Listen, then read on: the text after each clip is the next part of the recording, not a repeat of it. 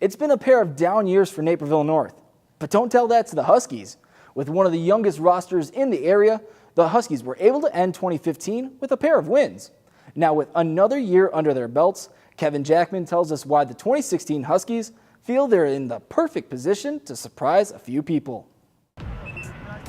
There's no reason we should ever be 2-7 again. With the intensity in practice and everyone just going a lot harder than last year, and you can just feel the experience. We definitely use it as motivation to feed off of, because that's not how we want to be remembered as. It's been a little while since we had a little oomph to us when we walked down the field, and this group kind of has it. And they talk a little much for me in practice, and they scrap a little much for me in practice. But you know, deep down, they're competitors. They like to win, and we're looking forward to having them on the field. We've arrived at Naperville North, a team that went winless through 7 games to start the 2015 season, a team that also went winless over its final 7 games of the 2014 season. But as a first-week matchup with Sandburg approaches, head coach Sean Drendel senses his litter of young players is developing into a pack of Huskies. The biggest difference is confidence.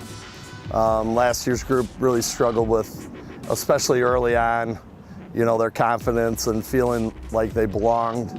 You know, hopefully we're going to parlay the difference of being young last year into being old this year, and we're not short of confidence, I can tell you that.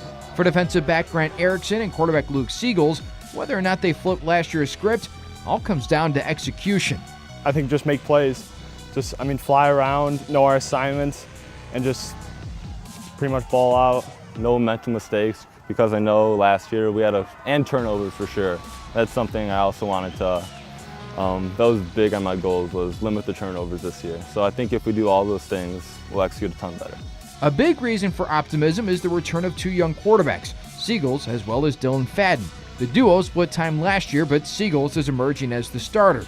Now he also wants to emerge as a leader. Last year I know that was something we lacked on offense, so then that was one of my biggest goals, probably the biggest goal I had coming into the season, was to be more of a leader. He's a strong-arm kid. He's very intelligent on the football field.